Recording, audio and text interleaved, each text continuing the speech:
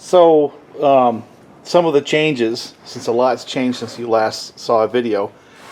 You saw my 4-jaw chuck, and I use that for holding the fixture for cylinders, but also sometimes cylinders directly, like I do 372s.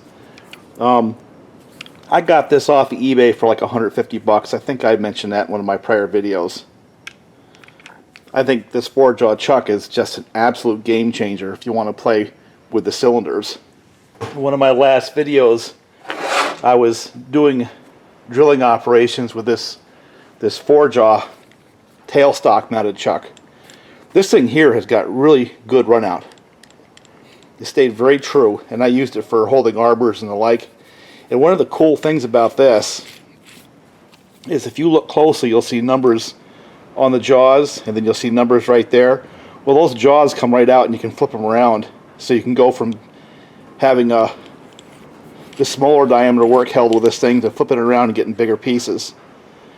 When I'm holding arbors directly, actually I did have to flip it around on one set, but most of the time the smaller stuff this can hold. Very, very, very handy device. I can't remember what I paid for it, but it was worth every penny. It got obsoleted with a real drill chuck, the same tailstock MT2 mount. So yeah, I finally caved in and got the right kind of tool. Let me put these away. And as I said on the outset, I try to keep this as inexpensive as possible. So far, I think I've done it. I don't think I've spent $1,000 yet, and I don't plan to spend much more. I've got pretty much what I need.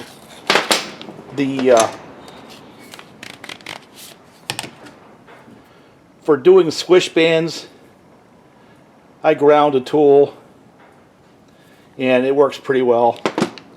At some point, I'm going to try single point with indexable tooling. Back in the years when I did CNC type work, that was the way to go.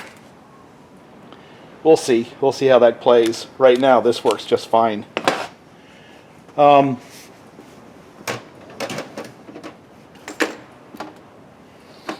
You know, I've been building these chucks.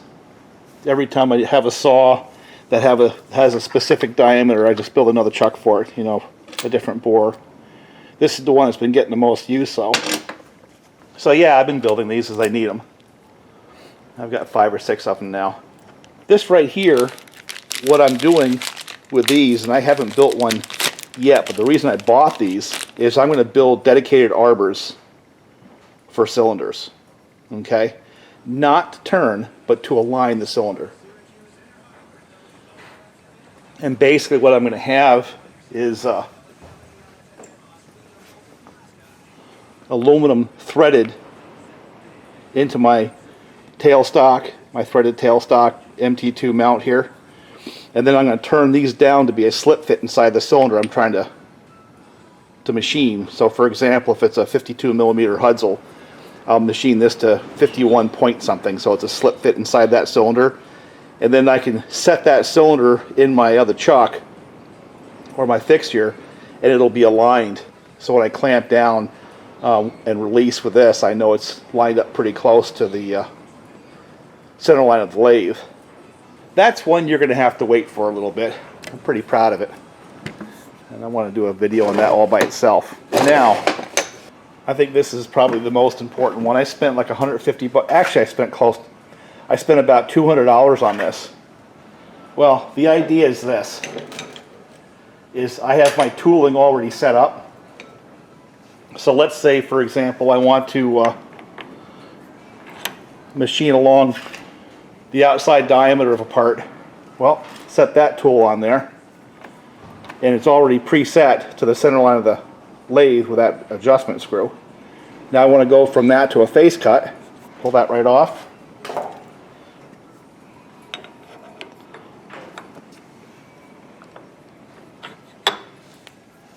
Set that right on. Again, it's already preset in the center line. And now I want to do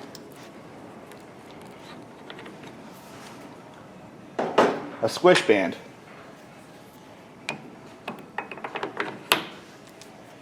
And that's all you got to do. instead of having to monkey around with those lantern style tool holders like it did in the past. Just a whole lot easier. Just a very handy setup, worth the $200. So, and yeah, I got a live center. So, I think I'm pretty well tooled up to do what I want to do with pistons and cylinders. I think the next machine tool I'm going to get to mill, but that's a different story, and that'll be a different video. And also the way I do squish bands and the fixture I have for doing that is going to be a separate video. And then I have a linear indicator where basically what I can do is more accurately define the depth of cut. That's really the operation I want to do here. Is I'm going to take a little bit off the crown of that piston, not much. Alright, that's good enough. I'm within 3/1000ths. So I'll pull that away, back the tool about 10/1000ths away from the crown of the piston. Basically what I did is I loosened up the stop right there, ran the tool right till it touched, tightened that, and then put the dial indicator on it and back that out 10/1000ths. I measured 10/1000ths. So what I'll do now is I'll turn the lathe on and run that back to 0 and then go to -15 and then put the feed rate on and let it drive up to the outside of the piston. So let's just do that.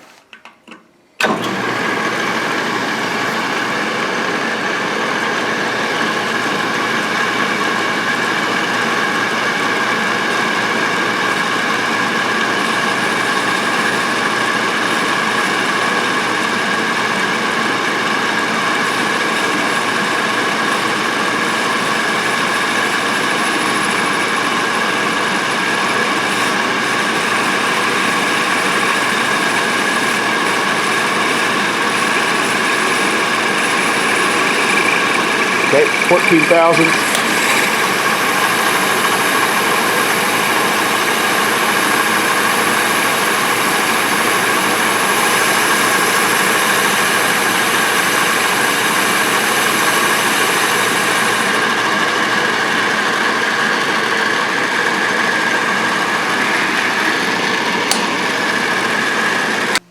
All right, let's look at what we got here. You're going to wonder why I didn't clean the piston off. Well, there's a reason, because by leaving the carbon on the piston, it was you could see the cut actually a lot better on the video. Now, what do we have?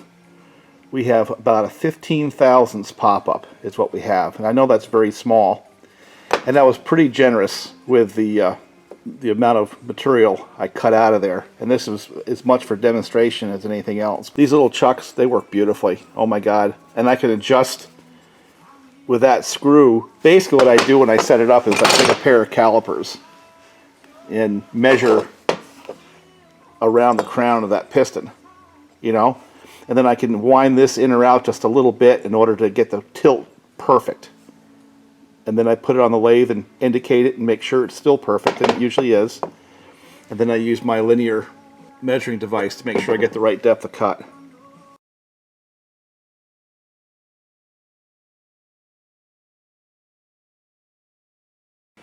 Talk to you later. Bye for now.